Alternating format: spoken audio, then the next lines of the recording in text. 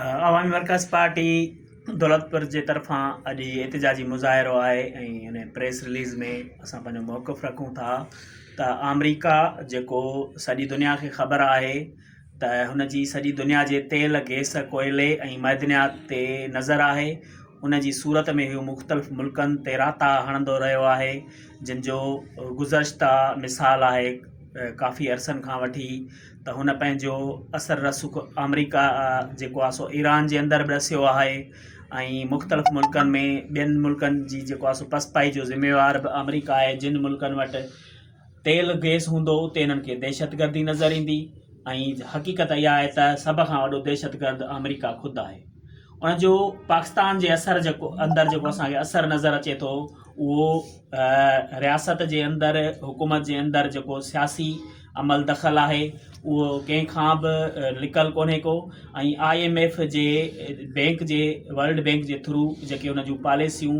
अवाम दुश्मन पॉलिसियूं उन जे थ्रू उहो अमेरिका पाकिस्तान जे अंदरि बि शामिलु आहे त ही उन्हनि जे लाइ ख़तरे जी घंटी आहे जेके कल्ह ताईं ट्रंप खे अमन जो नोबल प्राइज़ ॾियण लाइ हिमायती हुआ ऐं उन्हनि जे लाइ ई सिधो सओं आहे त सुभाणे तव्हांजो बि हशर इहो थींदो। जीअं वेनेज़ुएला जे अंदरि घिड़ी करे इनखे ई चवनि था गिरफ़्तारी आहे, सदर मादुरो खे असां गिरफ़्तार न कयो आहे, इहो अगवा कयो वियो आहे। उहे केॾी महिल बि कहिड़े बि मुल्क ते अगवा करे सघनि था त असां इन जी पुर जोश लफ़्ज़नि में मज़मत कयूं था त अहिड़ियूं अमरीकी साम्राजी पॉलिसियुनि खे जेको आहे सो अवामी मरकज़ पार्टी नथी मञे ऐं इहो हर मज़लूम क़ौम ऐं हर मज़लूम मुल्क जो इहो एहतिजाज आहे। जेको तव्हां नेशनल प्रेस क्लब ते एहतिजाज करे रहिया आहियो, कहिड़े हिसाब सां कहिड़ी पार्टी जे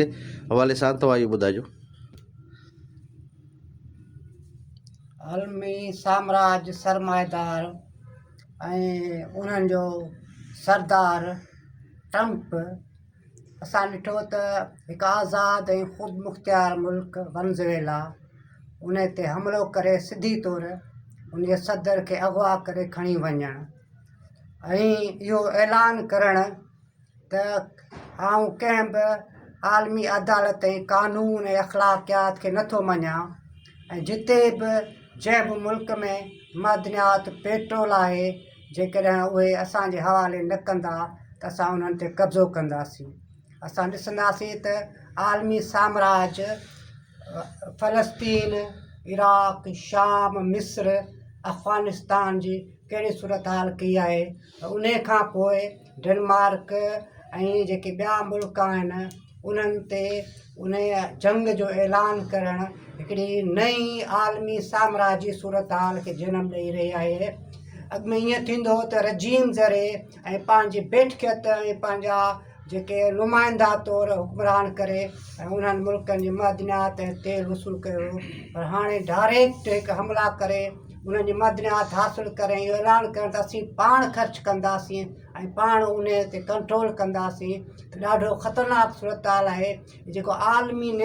जेको निज़ाम क़ाइमु थिए पियो उन सां न रुॻी हॼी आलमी पर असां जेके इलाक़ाई मुल्क मज़लूम मुल्क ऐं जेके मज़लूम क़ौमूं आहिनि केर बि महफ़ूज़ न रही सघंदो ऐं हिकिड़ी नई जंग जी बाहि भड़की पवंदी जंहिंमें सॼी दुनिया इराक़ सड़ी वेंदी। इहा जेका हवस आहे, इहा जेका दौलत जी असां उन आलमी साम्राज जे नुमाइंदे अमेरिका आहे उन जे हिमायतनि जी सख़्तु मज़म्मत कयूं था ऐं असां घुर कयूं था त वेनेज़ुएला जे सदर खे फौरी तौरु आज़ादु कयो वञे ऐं आलमी कानून जो एतिराम कयो वञे। अवामी वर्कर पार्टी सॼी सिंध में इन अमल ख़िलाफ़ु अॼु एहतिजाज जो ऐलान कयो आहे ऐं असां यूनिट दौलतपुर बि इन अमल जे मज़म्मत कंदे असां हीअ एहतिजाज मुज़ाहिरो कयो आहे। साम्राज ते अमरीकी साम्राज ते अमेरिका जे हिमायतुनि ते अमेरिका जे हिमायतुनि ते वेनेज़ुएला जे सदर खे वेनेज़ुएला जे सदर खे वेनेज़ुएला जे सदर मादुरो खे वेनेज़ुएला ते अमेरिका जो हमलो अमेरिका जे जारहत ते अमेरिकी जारहत ते मज़लूम क़ौमनि ते अमेरिका जो हमलो मज़लूम मुल्कनि ते अमेरिका जो हमलो अमेरिकी सदर ट्रंप ते अमेरिकी सदर ट्रंप ते